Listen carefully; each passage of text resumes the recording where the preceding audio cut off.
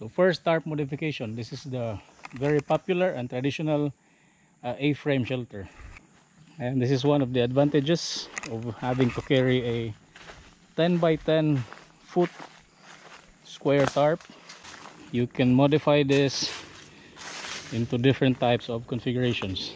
So as you see here, I am using a ridge line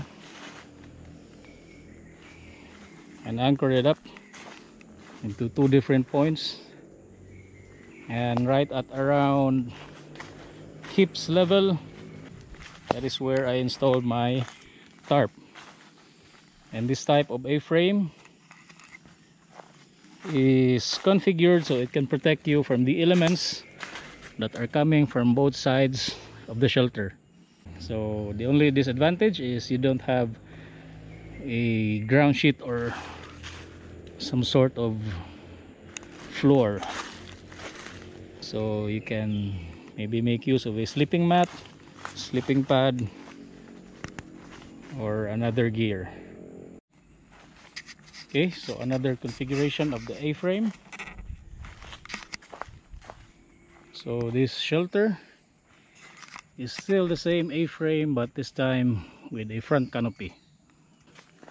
Often used if you want to have a good covering on top while maintaining passive air coming in and out of this way on the front side, and simply if you want to have a campfire while reflecting that heat on the back, so you can also utilize this type of shelter.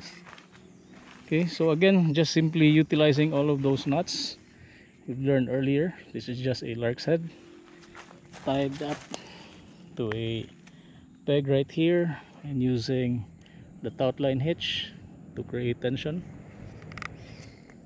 You just simply put a sleeping pad or sleeping mat underneath, and you have yourself quite a huge space down here.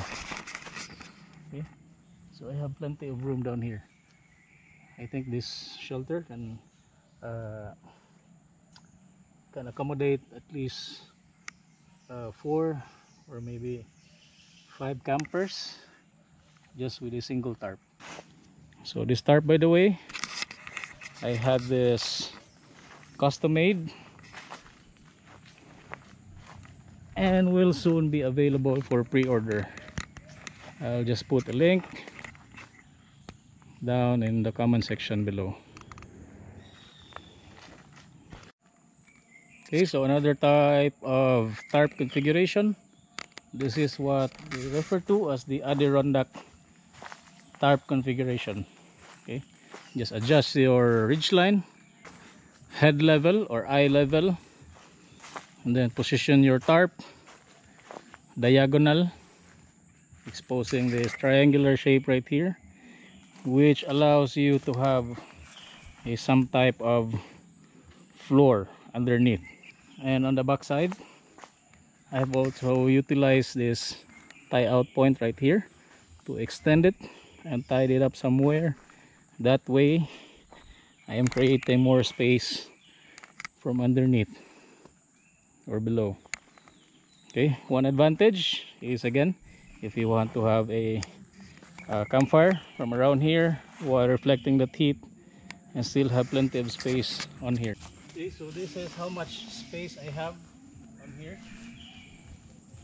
I can have all of my gear placed here on the side and have a campfire on the other side, as long as it's not pouring down really hard.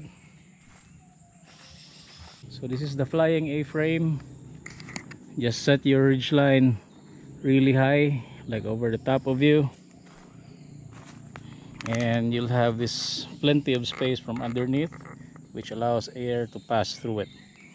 So this is ideal if you are into hammock camping and you have this perfectly aligned 2 trees where you can tie your hammock,